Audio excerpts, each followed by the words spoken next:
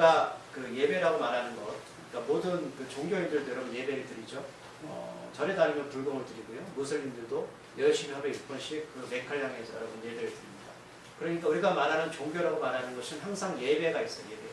그러니까 예배는 우리가 드리는 게 아니에요.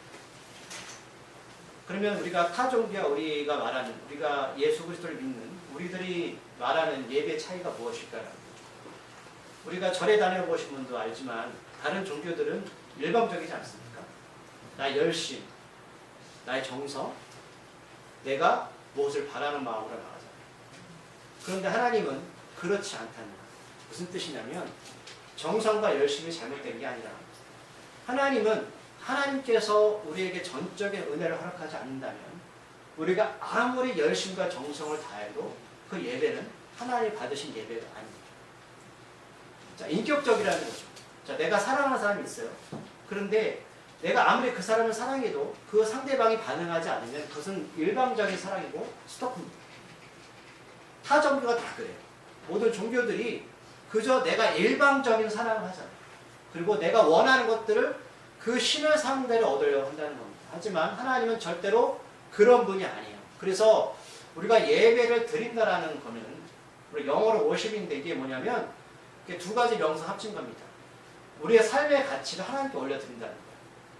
우리가 예배를 드리는 것은 한 주간 6일 동안 세상에 살다가 한 번 드리고 예배 드렸다 말씀하는 게 아니라 오늘 우리가 6일 동안 삶을 세상 가운데 치열하게 살다가다가 어떤 이들은 아파하고 어떤 이들은 상처를 받고 어떤 이들은 기뻐하고 하다가 그 6일 동안의 삶을 정리하는 게 예배입니다. 그러니까 무슨 뜻이냐? 예배는 시작이 끝이 돼야 된다. 오늘 이 시간 우리가 나온 것은 앞으로 6일 동안 또 살아가기 위한 하나님으로부터 오는 은혜를 맛보게 한 장소라는 거죠. 우리의 삶을 드려주는 게 예배입니다. 근데 우리가 예배를 드려줄 때 이곳에 욕하는 사람 없잖아요. 우리가 예배 드릴 때 서로가 삿대질하는 사람 없잖아요. 그런데 우리가 이 예배를 드리고 세상에 나갔을 때에 이 거룩한 예배의 삶이 연결되어지는 것입니다.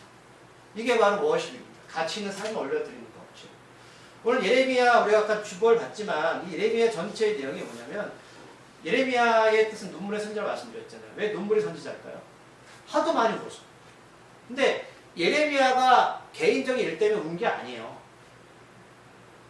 그렇다 여러분 하나님 때문에 운 것도 아닙니다. 죄송하지만.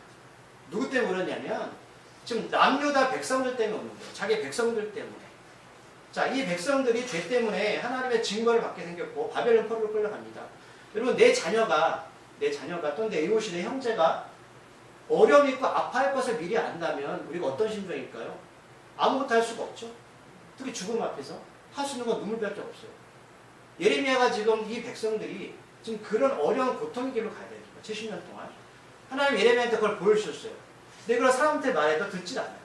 그래서 하나님께서 그들의 기회를 주신 게 뭐냐면 나에게 돌아와라. 근데 그 돌아오는 핵심이 뭐냐면 워십입니다. 예배로 돌아와. 예배 자리로 돌아와라. 그런데 여러분 우리가 오해하지 말 게 뭐냐면 이들이 예배를 안 드리는 게 아니에요.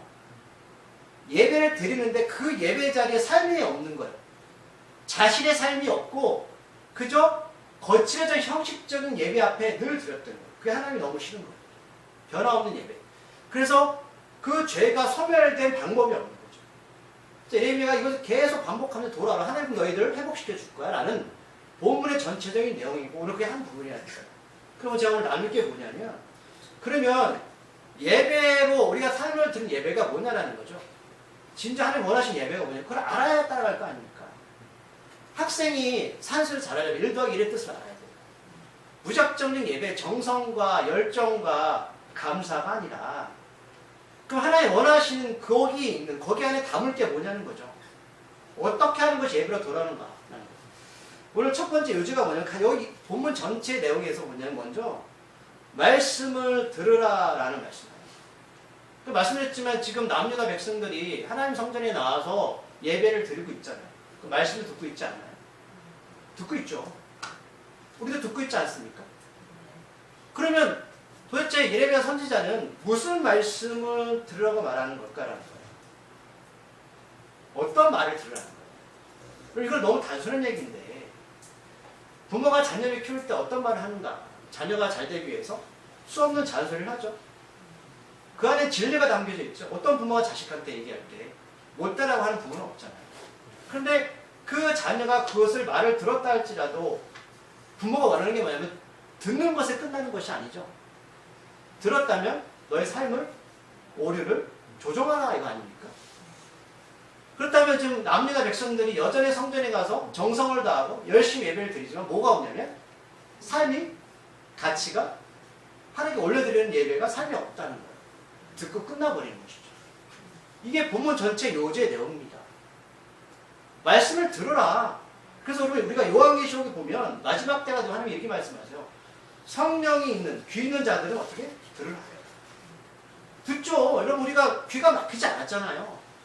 여러분 10대에서 듣고 10에서 들어요. 수없는 목사님들의 설교를 듣고 저도 마찬가지죠. 하지만 우리가 들으면 끝나면 안 돼요. 들었다면 삶을 조정해야죠. 가치 있는 하나님이 원하시는 삶을 6일 동안 살아내려는 몸부림이 없다면 여러분 그건 예배가 아니에요. 삶의 예배가 되어야 되거든요. 그런데 오늘 예레미야 선지자가 오늘 하나님께 이렇게 말씀하세요. 너 하나님의 진문에 서서 이 말씀을 선포하라고 하십니다. 하나님의 진문 어디죠? 회당이죠. 그죠? 성전이죠. 하나님께서 임하시는 그곳에서 선포하는 것은 거짓이 없고 확실하다는 거잖아요. 지금 우리가 하나님의 진문 앞에 서 있지 않습니까?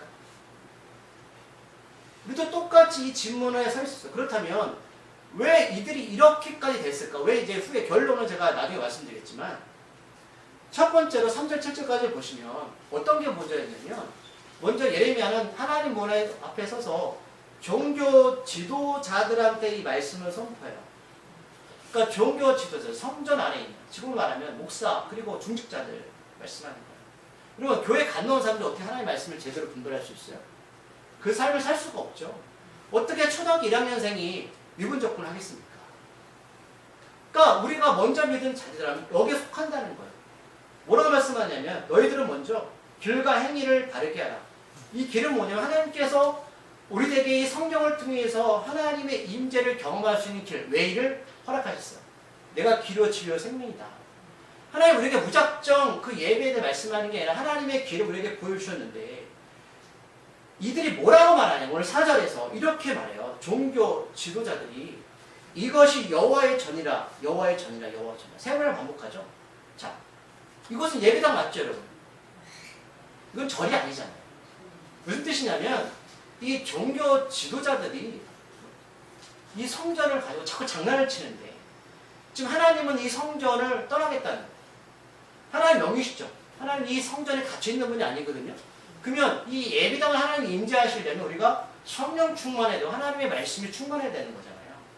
근데 지금 하나님이 내가 이걸 떠날 거야 라고 선포하셨어요. 근데 여전히 종교 지도자들은 뭐라고 말하냐면 하나님은 절대로 이 예배당을 떠나지 않을 거야. 하나님은 절대로 너를 떠나지 않을 거야.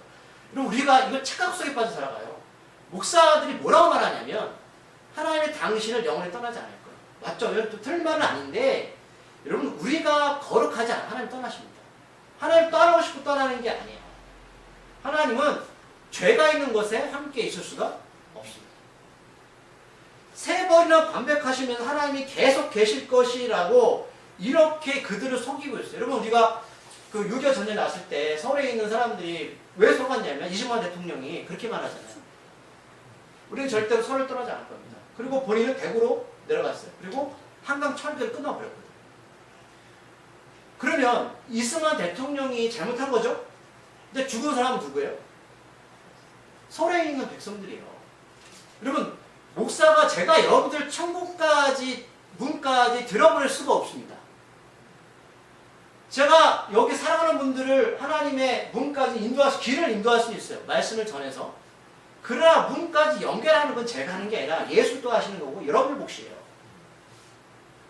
우리가 하나님의 말씀을 분별하지 못하면 우리는 그렇게 되는 거예요. 철교가 끊어지는 그 자리에서 다 수상되는 겁니다.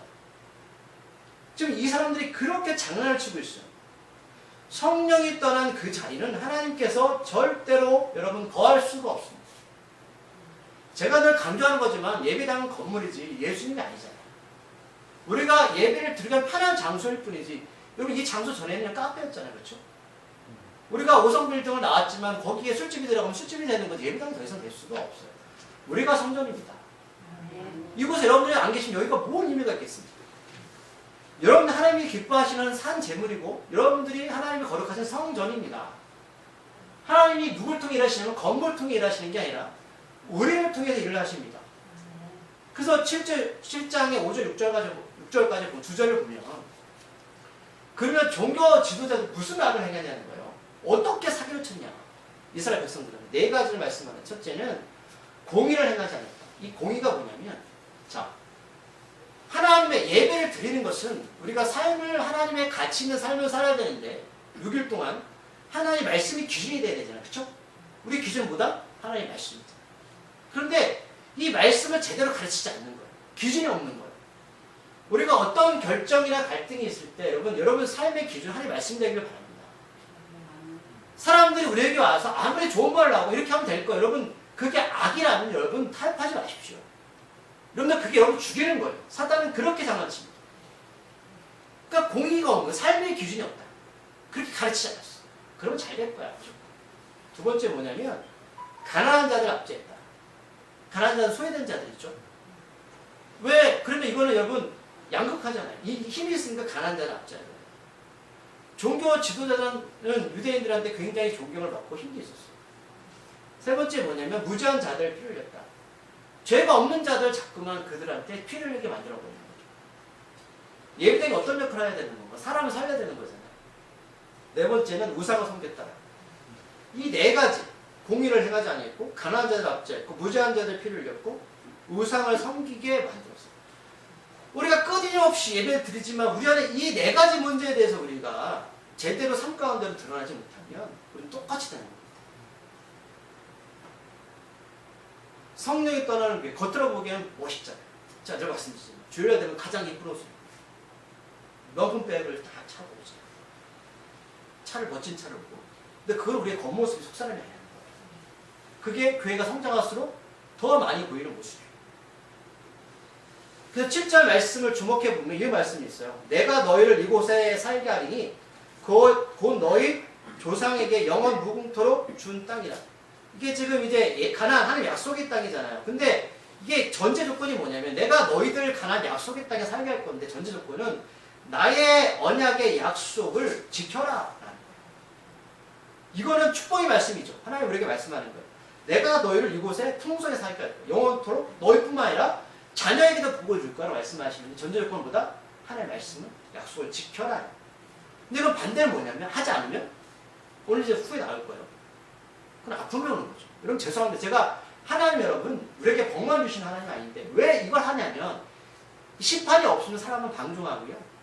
교훈을 삼을 수가 없는 거죠. 자, 그리고 두 번째는 종교 지도자한테 말씀하는 게 아니고 8절부터 11절까지 이제 백성들한테 말씀하시는데 이 백성들이 얼마나 무지하냐면 앞에 5장 31절에도 이렇게 말해요. 백성들은 지도자들의 거짓말을 좋게 하겠다. 여러분 제가 만약 목사로서 복음과 관련되지 않는 것들을 잘못 가르치거나 제가 여러분들에게 생명이 아닌 세상 것에 대해 욕심을 부린다면 여러분 과감히 내치셔야 됩니다. 여러분 그게 교회가 사는 거예요. 목사가 만약 교우들이 그렇게 산다면 여러분 목사도 교우들 징계해야 됩니다. 이거는 죄는 누룩까지 퍼지는 거거든요. 6장 10절도 또 나와 있어요. 하나님의 진리된 말씀을 욕으로 여겼다. 하나님의 진리된 말씀을 욕으로. 무슨 뜻이죠? 하나님이 우리를 살리려고 너 그렇게 하면 안 돼라고 에레미야 3장을 통해서 계속 가서 말하는데 이들은 그걸 뭐로 여겼다? 욕으로 여겼다. 싫죠. 진리가 싫죠. 그러니까 이 백성들은 분별함이 없는 거예요.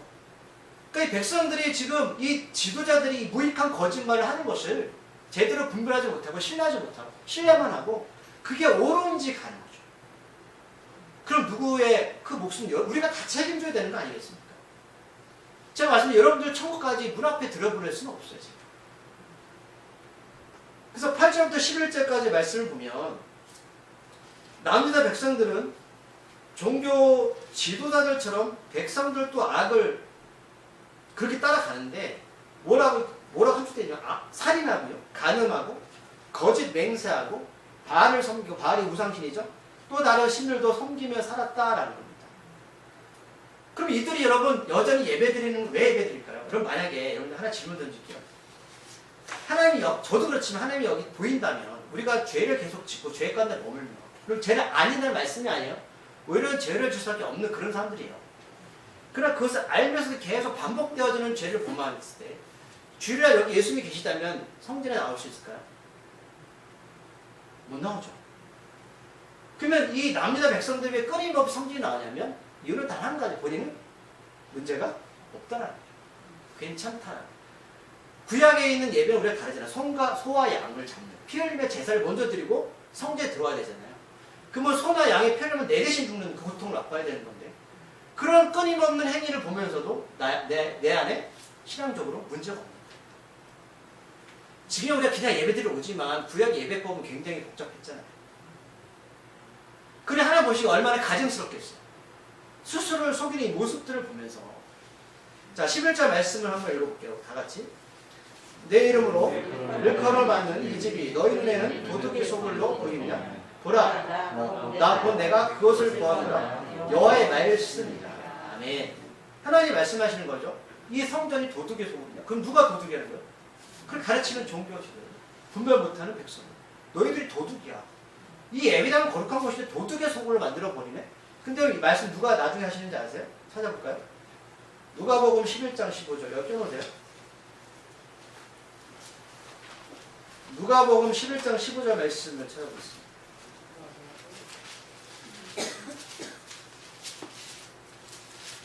(11장 15절) 말씀 112쪽.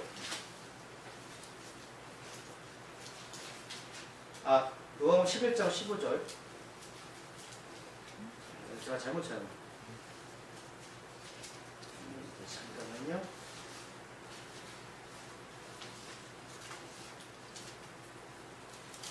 P73 누가복음이 아닌가 보네요. 마가복음입니다. 죄송합니다. 마가복음 11장 15절 말씀 73쪽.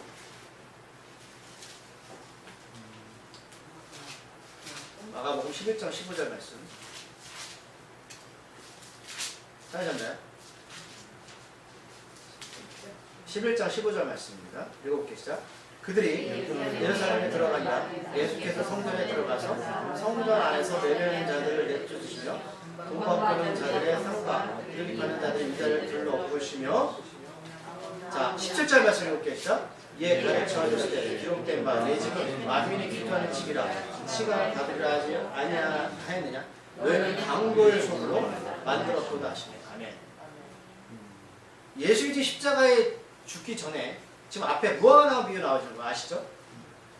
십자가에 죽으시 전에 무화과나무 잎을 보면서 열매가 없는 것 한탄하시면서 똑같이 말씀하시는 거죠. 예수님 지금 죽어야 돼요. 이게 왜 그러냐면 절기가 남 이스라엘 백성들이 하나님 성전에 올라가죠. 근데 예물을 드려야 돼. 소나 양을 드려야 되는데 멀리서 오는 사람들은 소나 양을 가져올 수가 없어요. 그러면 어떻게 하냐면 성전 앞에서 소나 양의 제물을 산단 말이죠. 그게 예수님이시잖아요. 우리죠. 우리인데. 근데 이거를 이때 대제사장이 독점권을 가졌어요. 그리고 비싸게 팔았어요. 그럼 여러분들이 하나님께 예배를 드려야 되는데 비싸게 줘도 살 수밖에 없죠. 그 하나님 예배를 왜 드려야 했냐면 너와 나의 백성의 관계의 시기잖아요. 언약이죠. 이걸 돈으로 환산해서 사람들을 이렇게 장난치는 거잖아요. 이때 그 말씀하시는 거죠. 그럼 예레미야 시대와 이 시대 똑같죠? 이게 지금 비교를 말씀하는 거예요. 야, 이 성전이 강도의 소굴이냐? 교회가 물질로 아까 제가 광고시랑 물질 얘기했지만 솔직히 그거 좀 다른 의미죠. 물질로 또는 그것을 이용하거나 또 그렇게 예배당에 가는 순간에 예배당은 무너지는 거예요. 예수님이 그거 비유하신 거예요. 여러분, 그러면 예수님이 이제 죽으시고 나서 나중에 유대인들도 10년, 내일 10년에 완전히 몰락하잖아요. 똑같은 일이 반복되어지죠. 그 다음에 세 번째 뭐냐면 거짓된 그 예배의 결과. 그러니까 어떤 결과가 찾아오냐. 11절, 15절 말씀에 기록되어 있어요. 여러분 이 말씀은 이제 예수님 오실 때가 됐는데 우리에게 동일하게 하신 말씀인데 자 12절을 말씀을 읽어볼게요. 예레미야 7장 12절 말씀. 너희는 내가 처음으로 내 이름을 쳐서 실로에 가서 내 백성 이스라엘 알게 되어 내가 어떻게 행하였는지를 보라. 아멘. 그럼 요거를 좀 이해를 하셔야 돼요. 이게 어떤 뜻이냐면 이스라엘 백성들이 여러분 가나안 땅을 정복할 때 우리 성경 말씀 배울 때 그 이스라엘 전체가 길을 줄 땅이 근데 그 중간에 누구 어떤 지파한테 주면 에브라임 지파한테 줬어요. 에브라임 지파. 그래서 에브라임 지파가 남쪽을 점령하고 위를 점령을 하거든요. 그런 식으로 했단 말이에요. 하나님이 에브라임 지파를 쓰신 거죠. 아름답게. 근데 나중에 솔로몬이 이렇게 타락해서 나라가 두 동강이 나는데 자 밑에는 두 나라가 베냐민 지파와 남 유다 지파에서 남 이스라엘이 되고 북쪽은 북 이스라엘이 되는데 근데 하나님의 법궤가 처음 있는 곳에 에브라임 지파한테 실로에 지역이 줬단 말이에요. 그럼 축복이죠. 하나님이 우리한테 김 목사한테 하나님이 축복해 주신 거예요. 하나님의 사명자로 부르셨고 도구로 쓰임받게 했는데 결국 나중에 북이스라엘이 멸망당해 아수르한테. 왜 멸망당했냐면 이 실로에는 하나님의 법궤가 있어서 하나님이 임재하는 곳이었는데 그들이 하나님을 떠나니 하나님이 그들을 도와줄 수가 없어요. 그래서 내가 처음으로 내 이름을 둔 처소 말씀하십니다. 광야에서는 여러분 성전이 움직였잖아요. 40년 동안 40번. 근데 실로에는 움직이지 않는 거죠. 그 지역에 있으니까. 내가 처음으로 너희한테 그 이름을 두었고 내가 처소를 나의 집으로 삼았는데 너희들이 악행으로 죄악으로 물들어서 내가 실로를 떠났다. 먼저 북이스라엘이 멸망당한 거예요. 그럼 남유다는 이게 살아있잖아요. 그럼 이걸 보고 어떻게 깨닫고 돌아와야 되는데 모르는 거예요. 그 말씀하는 거예요. 내가 처음으로 내 이름을 둔 초소 실로에 가서 내 백성 이스라엘을 악에 대하여 내가 어떻게 행할 거야. 그들 멸망당했습니다. 내가 그곳에 있었잖아. 근데 이들은 아직 아무튼 여전히 뭐하고 있다고요? 성전에 있으면 솔로몬 성전이죠. 남쪽에 있으니까 여전히 나는 안전하다. 내가 그쪽에 이름 뒀는데도 망했잖아. 실로가 그들을 구원하지 못했어. 그럼 너희들 솔로몬 성전 멋지다고? 안전할 것 같아? 그게 안전한 게 아니야. 내가 있어야지 그곳에. 근데 못 계신다? 그들이 하나님의 언약과 말씀을 떠났기 때문에 하시겠다. 자, 13절 말씀 들어볼게요. 여호와의 말씀입니다. 이제 너희가 그 모든 일을 행하였으며 내가 너희에게 말하되 새부터 부지런히 말하여 듣지 아니하고 너희를 불러도 대답하지 아니하고 아멘. 내가 다 보여줬고 내가 너에게 들려줬고 너희를 불렀잖아. 그런데 어떻게 했다? 반응이 없는 거죠. 자, 14절 말씀을 넘어가면 거기 어떤 말씀이냐면 두 번째 절에 그러므로 내가 실로에 행함같이 너희가 신뢰하는 바 너 내가 처음에 이렇게 실로에 내가 있었는데 방했는데 너희들은 여전히 성전에 들면 나를 신뢰하니? 내가 거기 없는데? 그걸 또 강조하시는 거예요. 뭘 보고 너희들은 예배를 드리는 거야? 이 집 곧 너희와 너희 조상들에게 준 이곳에 행하겠다. 똑같이 하겠다. 똑같이 하겠다. 그러면 왜 이들이 이렇게 속고 있을까? 15절 말씀을 볼게요. 내가 너의 모든 형제 곧 에브라임 온 자손을 쫓아낸 것 같이 내 앞에서 너를 쫓아내리라 하셨다 할지라. 아멘. 말씀드렸죠? 북이스라엘이 멸망당했어요. 아수르에 BC 722년에 아수르한테 멸망당했고 근데 그때 말씀드렸죠. 에브라임 자손이 말씀드렸지만 가나안 땅 들어와서 중심이 돼서 전체 이스라엘을 통일하는 애를 썼고 하나님의 신을 받았거든요. 그래서 북쪽 이스라엘 10지파가 모였을 때 하나님이 에브라임 지파한테 그 중추 역할도 바뀌었어요. 계속 복을 주신 거예요. 근데 에브라임 지파가 흔들리니까 전체가 흔들려버려요. 그래서 BC 722년도에 아수르 군대에서 멸망을 당하고요. 결론은 이 말을 남유다 족속들이 들었을까 안 들었을까? 여러분?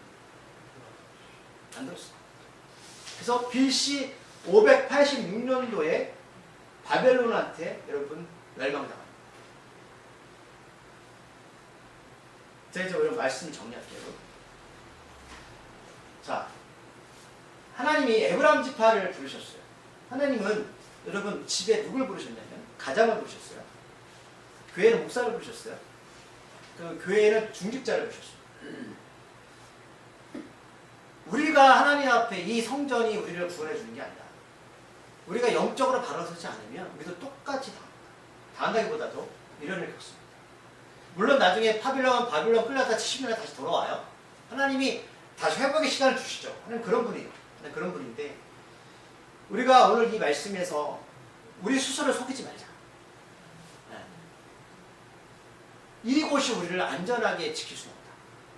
주님 예수님 우리 안에 있어야 되고 우리가 언약을 하나님의 말씀을 행하며 갈 때 그리고 에브라임을 지파에 사용하신 것처럼 교회에서 목사가 바로 서면 여러분 교회도 씁니다.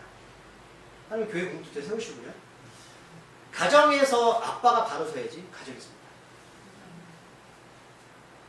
그런데 이게 흔들려 버리면 전체가 무너지는 거고 그 다음에 교우분들도 또한 교우 가족들도 목사와 가장을 기도해 줘야 돼요. 분별함을 갖추고 그냥 좋은 게 좋은 거다. 하나님의 말씀을 듣고 나서 찔림이 없거나 거기에 대해서 반응하지 않으면 우리 공동체 전체를 위험합니다. 저는 예레미야 눈물의 선지자를 기억하면서 다시 우리가 다짐하기를 소망합니다. 마지막 말씀을 한번 찾아볼게요. 제가 오늘 제목이 왜 예배보다 더 중요한 한 가지만 말씀드렸는데 여기 있죠 제목에? 지금까지 목사님 예배 잘 드려야 되는 거 아니에요? 이렇게 결론을 맺으면 제목과 좀 다르죠? 자 말씀 이거 하고 제가 이제 끝내겠습니다. 마태복음 9장 13절 말씀. 아까 우리 아이들 설교 와서 연관되는 거예요. 마태복음 9장 13절 말씀 13쪽입니다.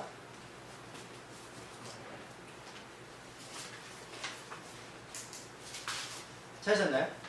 네. 자, 너희는 가서 내가 공의를 원하고 제사를 원하지 아니하노라 하신 뜻이 무엇인지 배우라. 나는 유인을 부르러 온 것이 아니고 죄인을 부르러 만무라 하신다. 여기서 우리가 뭘 봐야 되냐면 하나님 원하시는 것은 제사, 예배를 드리지 마 이게 아니라 나는 그 예배보다 궁유를 더 원해. 자, 궁유가 뭐냐면 불쌍하고 가엾게 여겨 도와주는 건 말이에요. 자, 누군가 있는데 불쌍히 가요 끝나는 게 아니라 도와줘 행위로 나타나야 되는 거야. 그럼 목사님 뭐 가서 누굴 도와주라는 말씀이에요? 맞아요. 근데 이게 뭐냐, 뭐 같으세요? 우리가 누군가를 불쌍히 여기고 누군가를 도와줄 때 그 마음에 뭐가 있어서 그런 거야? 궁유를 더 들어가는 사랑이지. 왜 이렇게 말씀하는 거? 예배 가운데 너 날 정말 사랑하니? 이게 예배야. 사랑 없는 예배? 사랑 없는 삶? 나 그거 원하지 않아. 예배는 사랑이다. 하나님은 사랑이시다. 우리 하나님 형상대로 지금 우리는 사랑의 사람. 이걸 말씀해요. 하나님을 사랑하는 자는 예배가 무엇인지 알아요. 삶이 무엇인지 알아요. 그걸 말씀해요. 예배는 사랑이다. 여러분 다 이대로 좋아. 지금까지 말씀드린 거 기억 못하실까요? 그러나 그렇고 하나님 우리가 원하시는 건 사랑이다. 이게 없었어요. 자, 기도하시겠습니다. 하나님 아버지 감사합니다. 오늘도 많은 비가 내리고 우리 마음속에 공허한 마음이 있었는데 하나님이 우리들에게 오셔서 말씀하시는 것은 김 목사, 내가 너를 얼마나 사랑하는지 아니? 내 아들을 십자가에 6시간 동안 밤새 고문당하고 못 박혀 피 흘려 죽겠다. 세상에 무엇보다도 나는 너를 사랑한다. 이게 바로 예배였습니다. 주님, 내가 가진 것 무엇보다 하나님을 저도 사랑합니다. 내가 가진 것 하나님보다 중요한 것 없습니다. 내 생명 대신 예수여 나를 받아주소서. 이 믿음이, 이 고백이 우리 예배의 자리가 되기를 축원합니다. 주여 우리를 불쌍히 긍휼히 여겨 주시옵소서. 예수님의 이름으로 감사드립니다.